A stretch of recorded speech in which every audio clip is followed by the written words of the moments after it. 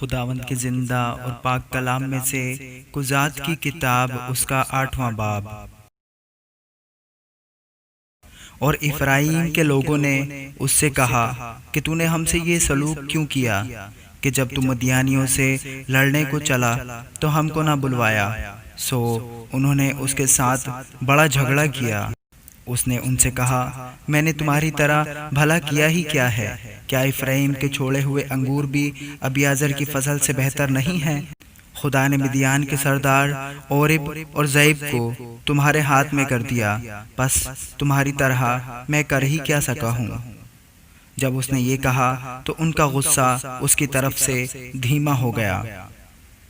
تب جدون اور اس کے ساتھ کے 300 آدمی جو باوجود تھکے باندھے ہونے کے پھر بھی پیچھا کرتے ہی رہے تھے، یردن پر آ کر پار اترے۔ تب اس نے سکات کے باشندوں سے کہا کہ ان لوگوں کو جو میرے پیرو ہیں روٹی کے گردے دو، کیونکہ یہ تھک گئے ہیں، اور میں مدیان کے دونوں بادشاہوں زبا اور زلمنا کا پیچھا کر رہا ہوں۔ سکات کے سرداروں نے کہا، کیا زبا اور زلمنا کے ہاتھ اب تیرے قبضہ میں آ گئے ہیں جو ہم تیرے لشکر کو روٹیاں دیں؟ جیدون نے کہا، جب خداوند زبا اور زلمنا کو میرے ہاتھ میں کر دے گا تو میں تمہارے گوشت کو ببول اور سدا گلاب کے کانٹوں سے نچواؤں گا۔ پھر وہاں سے وہ فینویل کو گیا اور وہاں کے لوگوں سے بھی ایسی ہی بات کہی، اور فینویل کے لوگوں نے بھی اسے ویسا ہی جواب دیا جیسا سکاتیوں نے دیا تھا۔ سو اس نے فینویل کے باشندوں سے بھی کہا کہ جب میں سلامت لوٹوں گا تو اس برج کو ڈھا دوں گا۔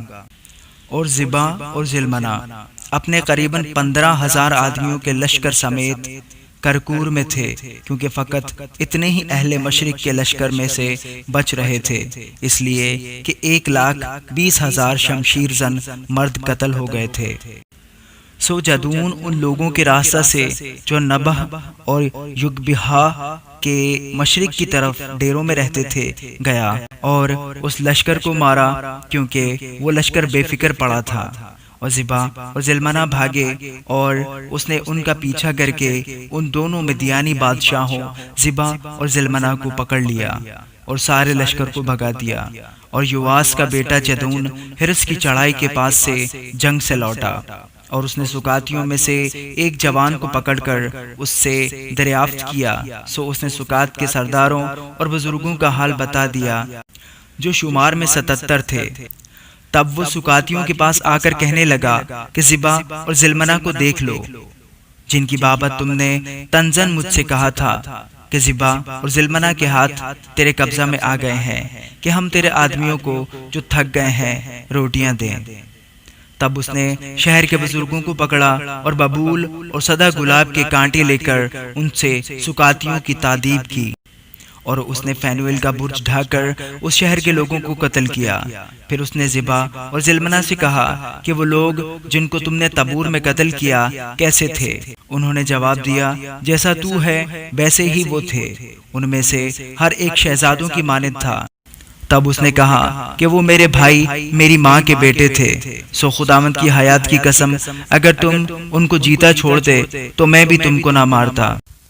پھر اس نے اپنے بیٹے یتر کو حکم کیا کہ اٹھ ان کو قتل کر، پر اس لڑکے نے اپنی تلوار نہ کھینچی، کیونکہ اسے ڈر لگا، اس لیے کہ وہ ابھی لڑکا ہی تھا۔ تب زبا اور زلمنا نے کہا، تو آپ اٹھ کر ہم پر وار کر، کیونکہ جیسا آدمی ہوتا ہے ویسی ہی اس کی طاقت ہوتی ہے۔ سو جدون نے اٹھ کر زبا اور زلمنا کو قتل کیا اور ان کے اونٹوں کے گلے کے چندن ہار لے لیے۔ تب بنی اسرائیل نے جدون سے کہا کہ تو ہم پر حکومت کر، تو اور تیرا بیٹا اور تیرا پوتا بھی، کیونکہ تو نے ہم کو مدیانیوں کے ہاتھ سے چھڑایا۔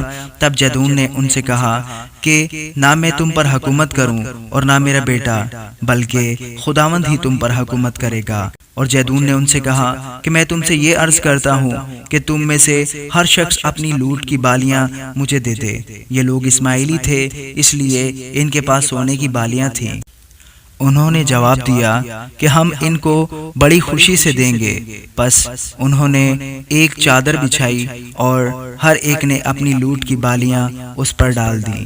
سو وہ سونے کی بالیاں جو اس نے مانگی تھیں وزن میں 1700 مسکال تھی، علاوہ ان چندن ہاروں اور جھمکوں اور مدیانی بادشاہوں کی ارغوانی پوشاک کے جو وہ پہنے تھے، اور ان زنجیروں کے جو ان کے اونٹوں کے گلے میں پڑی تھیں۔